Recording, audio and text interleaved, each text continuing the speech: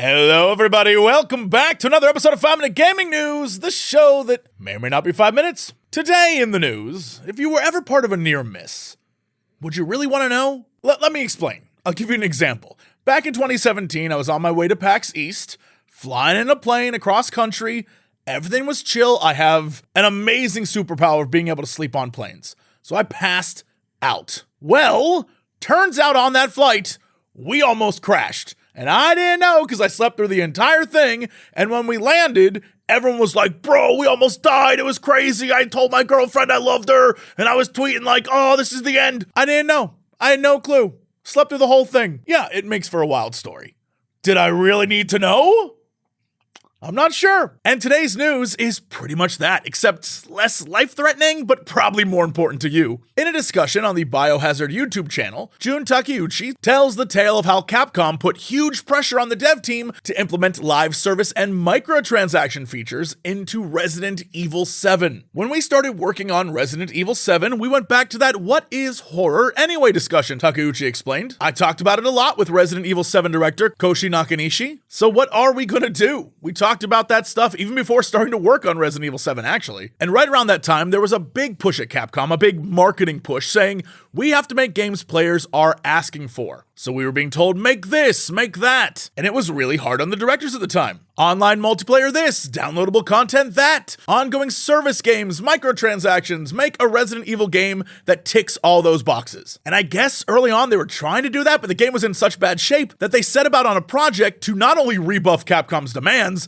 but also to straight up remove any and all live service and microtransaction bits from the game that Capcom was trying to implement. And obviously we know what kind of success this game turned out to be. It was huge, it was a fantastic game, and if anything, this is the perfect example of corporate greed infesting its way into video game dev and kind of ruining and strangling creativity and the vision of the dev team or the director or the producer or whoever. It happens too much, and the fact that we have this story and they're being so open about it, I think is fascinating, and hopefully it's a lesson for all those in the future who are trying to put money before entertainment or the consumer or just telling a damn good story. You know what I mean? In other news, it's Gamescom time. What is quickly becoming more E3 than E3 ever was, Gamescom, the biggest event I've ever been to, is back. I cannot stress this enough. Last time I was there, it was so packed. There was like one of those zombie movies, but one of the old ones where they all like shamble like this. But then imagine thousands of people in a hallway trying to move between convention hall and convention. It was crazy. Here's all I'm gonna say. If you're going, stay safe.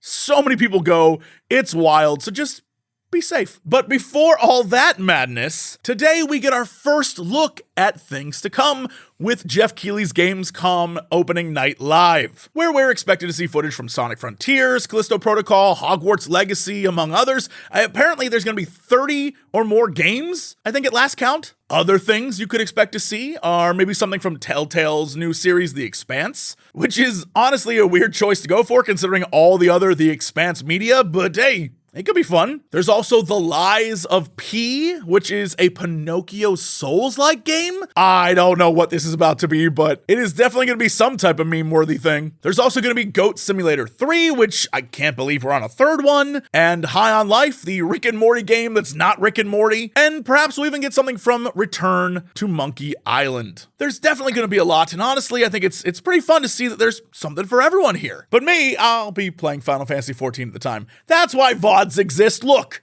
priorities, people. Speaking of priorities, if your priority is to see more of moi, you can check me out over on youtube.com/coxclips or over on twitch.tv/Jesse Cox, or just stick around here. We got plenty of stuff coming up. I am doing so much. I got 4 podcasts now: Chilluminati, MCU Crew, Cox and Crendor, and oh wait, what's the other? Coming soon. Anyway, that was weird. That's it for the show. Thanks so much, and I'll see you tomorrow with some more 5 Minute Gaming News.